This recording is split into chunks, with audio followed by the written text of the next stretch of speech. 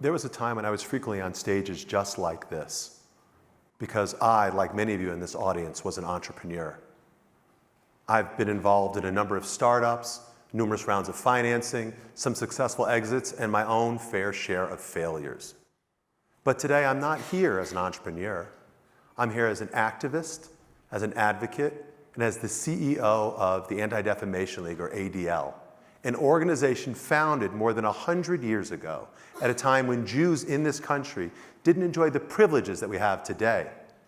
We couldn't necessarily buy a home or get a job or enroll in college anywhere that we liked. And so a group of Jews got together with the inspired idea of creating an organization that would focus on fighting anti-Semitism. But that's not all. They wrote a founding charter for this organization. And in it are the words that we still use today as our mission statement. They wrote that the purpose of this organization would be to stop the defamation of the Jewish people and secure justice and fair treatment to all. That's right, to all. Because they realized that in this country, we're all in it together. And the best way to defend the Jewish people in America meant to defend all people. And that's exactly what they did. They marched for civil rights.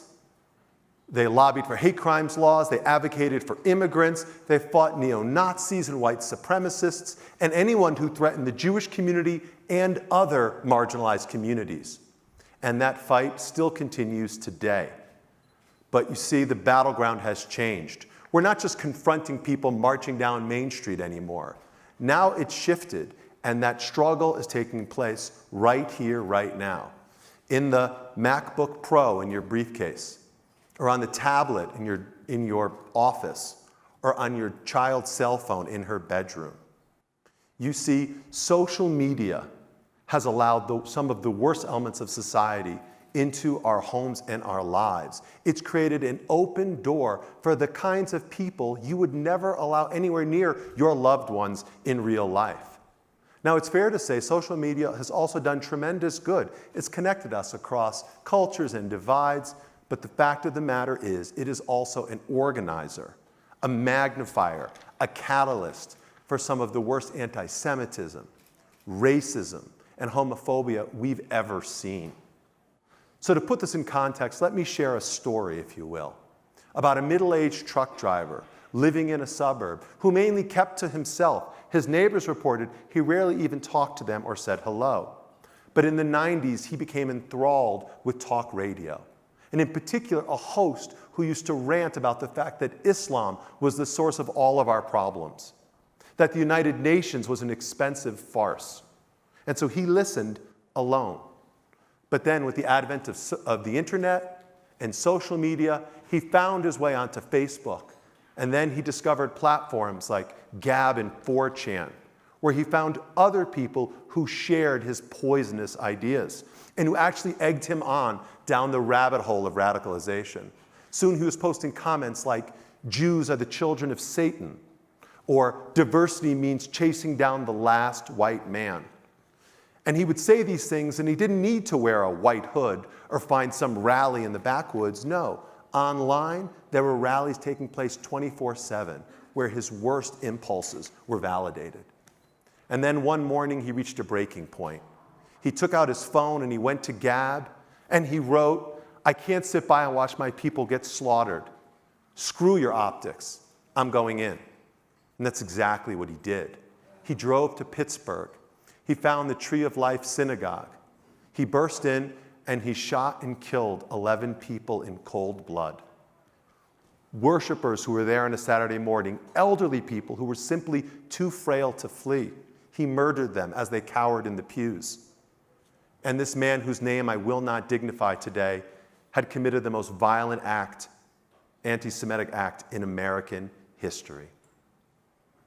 Now, you might say there have always been crazy people and deranged types who blame Jews or blacks or gays for their problems.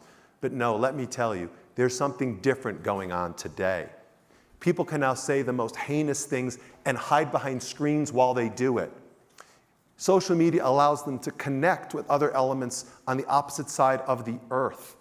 It shelters the sociopaths And literally, it encourages the kind of intolerance we would never tolerate in the real world. It's incredibly problematic. At the ADL, we've studied this issue. We found that 1/3 of users report that they have experienced in the last year alone intense hate and harassment. Twitch reports that nearly 50% of their users have experienced this, and Facebook and Twitter the same.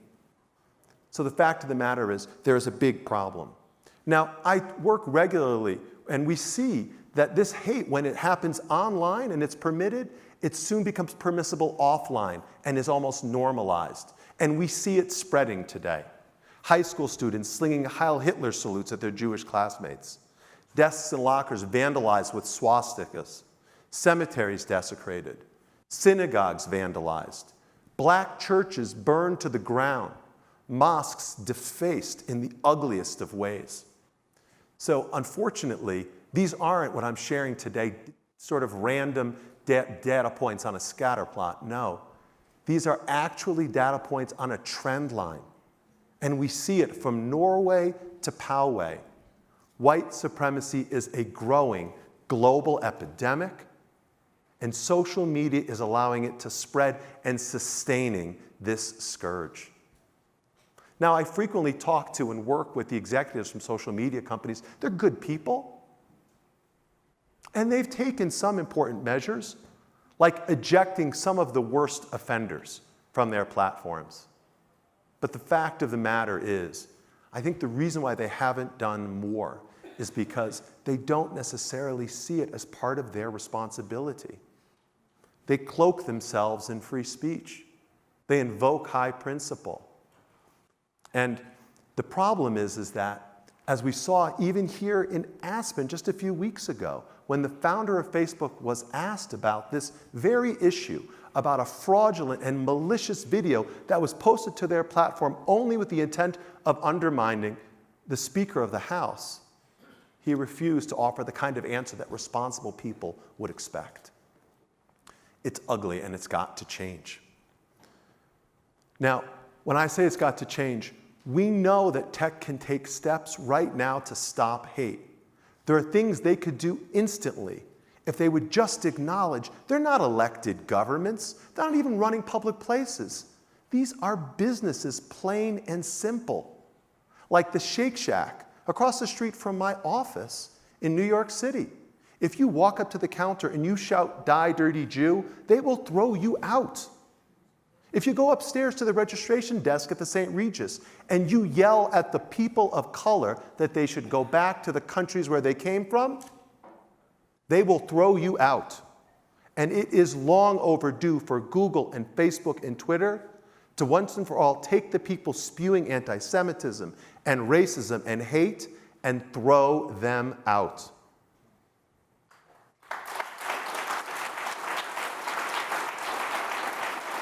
But if they won't do that instantly, there are simple measures they could undertake. I'll offer you 5 steps. Number 1, reset the algorithms. If they're not willing to eliminate this content altogether, they should at least make this filth hard to find. Number 2, slow it down. There's no natural law that dictates that once you post a video, it needs to show up instantaneously across the internet. Give it a minute. Let the AI do its job. And if you find a problem, put it in the bullpen so humans can actually look at it. Number 3, end hate for profit. It's inexcusable that some of the most toxic content on these platforms is monetized today. Number 4, eliminate bots entirely. They don't contribute at all to the public conversation, or at least label them so we know what we're looking at. And finally, the company should acknowledge their own accountability, and they can do that by submitting to regular, external, and independent audits so we know that they are living within the means they set for themselves. Now, I would suggest that none of these ideas are crazy. In fact, I think they're pretty reasonable. But if the companies won't act, I think we're reaching the moment where government will.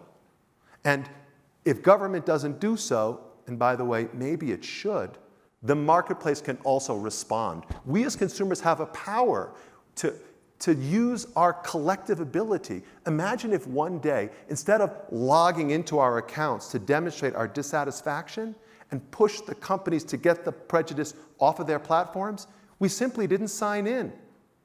A digital walkout could compel the companies to realize that they need to take action now before a short-term protest becomes a long-term movement, or even worse, a new business model entirely. Now, I've managed teams of engineers. I know code is complicated, and they will tell you that this issue is hard. But you know, the engineers I've managed, they want to solve the hardest problems. They run towards complex challenges. That's exactly what they're looking for. And frankly, since when is Silicon Valley daunted by the impossible? From Hewlett to Packard to Jobs and Gates, they have reinvented entire industries, rewired our collective consciousness, and reshaped human civilization in the process. By comparison, bouncing some bigots off the platform, it's just not that hard. And I say this as someone who believes in tech, who's seen its transformative power. But if the companies want all of us to be connected for good, it's time that they start fighting hate for good, and they need to do it now. Thank you.